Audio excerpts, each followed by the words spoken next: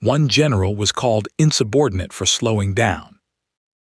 He turned out to be the reason they survived. Another general declared no enemy.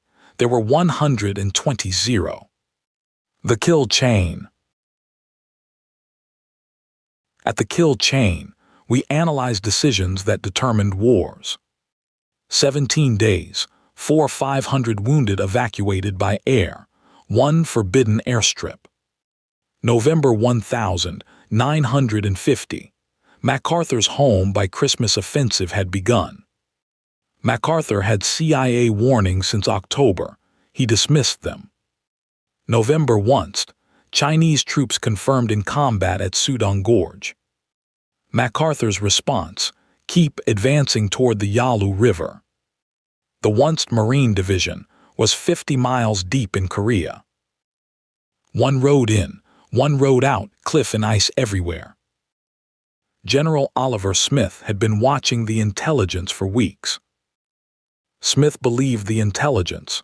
His chain of command did not. MacArthur had 3 weeks of warnings. He dismissed everyone. Smith ordered his engineers to prepare an airstrip at Hagaru-ri. Appleman called it excessive caution. The engineers had 4 days. The airstrip would evacuate 500 wounded men. Appleman never apologized. That lesson is what the command schools teach today. Smith told his staff, "We don't advance until together." What he had seen in the intelligence summaries was terrifying. Subscribe to the kill chain. We follow evidence anywhere.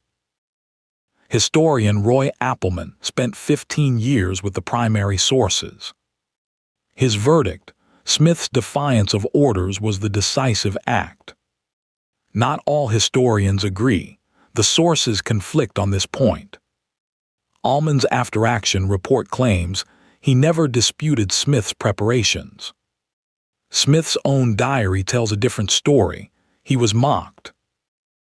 Here's the question every military historian still debates. If Smith had advanced north without preparation, there would have been no airstrip, no way out. You are Oliver Smith. Appleman says move. Intelligence says don't. What would you do? The archive tells us what happened. Smith held his ground. The airstrip was completed November 26. November 27, 1950. MacArthur's offensive was 3 days old. 60 miles away, a Marine general was eating dinner. At 2,200, Chinese bugle calls echoed off frozen mountains. Within minutes, 12 Chinese divisions attacked simultaneously. -35 Fahrenheit, machine gun oil had frozen solid. Marines pried frozen bolts loose. One private had a solution. Wave after wave of Chinese soldiers came out of darkness. Some carried no rifles. They took them from the dead. The 9th Army Group soldiers had no sleeping bags. Song Shilin had rushed his army south from warm-climate China. Mao assumed Korean winter was like northern China's. Wrong. An entire Chinese company froze to death without fighting. Consider this: 120 Chinese versus 30 Americans. What breaks first? One radio code word was about to complicate everything further. The code for 6 mortar ammunition was Tootsie Roll. Marines needed mortar rounds. Supply heard candy. Candy arrived. Marines improvised. The candy sealed cracked equipment in 50 cold. Navy chaplains taught Marines to chew and mold the sealant. Recorded in 2 after-action reports, documented, not legend. While the Tootsie Roll story unfolded, Task Force Faith died. 500 Army soldiers held the east bank of the reservoir. Colonel Alan MacLean commanded Task Force MacLean, then Faith. MacLean was shot crossing the ice. He died in captivity. Don Faith took command. A Medal of Honor was waiting. For 5 days, Faith held the East Bank alone. Army historians argued Faith's stand saved the Marine left flank. Marine sources dispute the significance. The debate continues. That source conflict is what military historians live with. On December 1, Faith ordered Breakout south to Marine lines. Marine corsairs provided air cover, then bombed short, then napalm. A short napalm strike hit Faith's own lead platoons. Faith was killed attempting to clear a Chinese roadblock. 500 in, 400 out. Where does accountability lie? 85% casualty rate, among the worst of any American unit. While Faith's men died, Marines at Hungnam fought south. 14 miles, 90 Marines. The temperature was 35 Fahrenheit. The Marines fought through 3 Chinese roadblocks to reach Hagaru-ri. Every mile, another ambush. One mountain pass held everything. At Tokdong Pass stood 246 Marines of F Company. Their mission, hold the pass so 80 Marines could escape. Fox Hill, named later, in 1950 just a cold hill. Captain Barber was wounded in the first assault, groin wound. He commanded from a stretcher for 4 days and nights. 5 nights, human wave attacks every night without exception. Only 82 of 246 walked out under their own power. The pass remained open. 80 Marines reached Hagaru-ri. Without those 82 men, 80 Marines had no route south. Without Fox Hill, what was the Marine Division's only option? Concurrent with Fox Hill, Hellfire Valley was burning. Task Force Drysdale, Royal Marines, U.S. Marines, Army, 921 men. The Chinese 60th Division hit them from both valley walls. Vehicles burned, men scattered, the valley became a killing ground. Lieutenant Colonel Drysdale led the Royal Marines through under fire. Of 921, only 321 reached Hagaru-ri. Valley kept the rest. Encirclement complete, all 4 U.S. positions were cut off. In Tokyo, MacArthur's staff issued a statement, no strategic significance. At Hagaru-ri, Smith had 30 wounded in a 2-mile perimeter. The airlift began, 500 casualties out, 500 replacements in. Smith's airstrip, mocked as excessive, saved them. December 6, Marines began the final breakout toward the coast.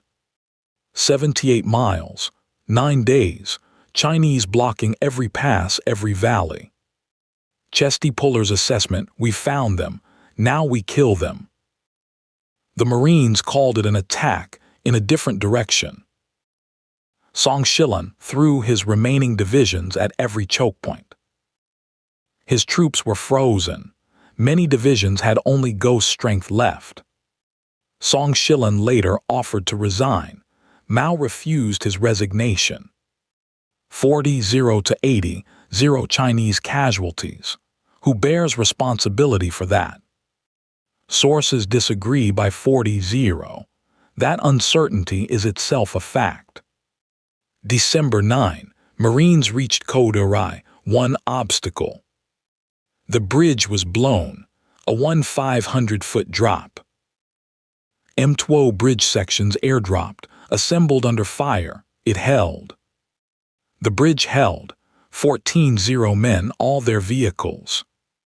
December 11, Marines reached Hungnam, the sea. The withdrawal was over, the encirclement had failed. Song's army failed, the Marines were out. 2 divisions disbanded, the 9th Army was finished. Hungnam evacuation, 125 ships, 105 soldiers. Then the Korean civilians arrived, tens of thousands of them. The decision was made: evacuate the civilians with the troops. 91 Korean civilians, U.S. vessels, all loaded. One cargo ship, the SS Meredith Victory, loaded 14 alone. No civilian died at sea. 5 babies were born aboard. U.S. sailors named the babies Kimchi 1 through Kimchi 5. Among the evacuees, parents of a future South Korean president. December 24, last ship left, harbor demolished. MacArthur was relieved 4 months later. Truman signed the order. The Chosin intelligence failure was cited in the Army's review. 2 divisions disbanded. Song-Shilla never returned. Oliver Smith was promoted. The Marine Corps never forgot Chosin. But here is the question the official history avoids answering. Why did MacArthur ignore 3 weeks of accurate intelligence? The official inquiry found the intelligence was available and credible. The question is not whether MacArthur was reckless. He was. The question is what systems let one general override dissent. Smith's philosophy answered it, one officer at a time, slowly. After Chosin, the Army rewrote its cold weather warfare doctrine. The intelligence failure doctrine was revised, source evaluation formalized. Every U.S. Army officer has trained on the Chosin lesson. Whether they follow that lesson in the next crisis, unknown. 30 men went into the Chosin trap. 30 came out. They inflicted 40 to 80 Chinese casualties in the process. The battle MacArthur caused destroyed the force that encircled him. Not because MacArthur was right, because Oliver Smith was better. That distinction matters. Intelligence failures repeat with overconfident commanders. The Chosin few held their final reunion in 2022. The organization formally dissolved. The survivors are nearly gone. What they carried out was not just survival. It proved preparation, not certainty, keeps an army alive. This was the lesson Smith understood, and MacArthur could not. The doctrine change that followed Chosin remains in force today. When we read Smith's diary, we had to verify it. 3 sources confirmed. Smith knew what was coming, he prepared. Full tactical breakdown with sources is in the description. What's your assessment? Was the Chosin disaster MacArthur's alone? Or was it a systemic failure no institution could prevent? Next, the intelligence failure that nearly started World War III. The frozen Chosin, 30,000 men, 1 airstrip, 1 decision. Preparation over certainty.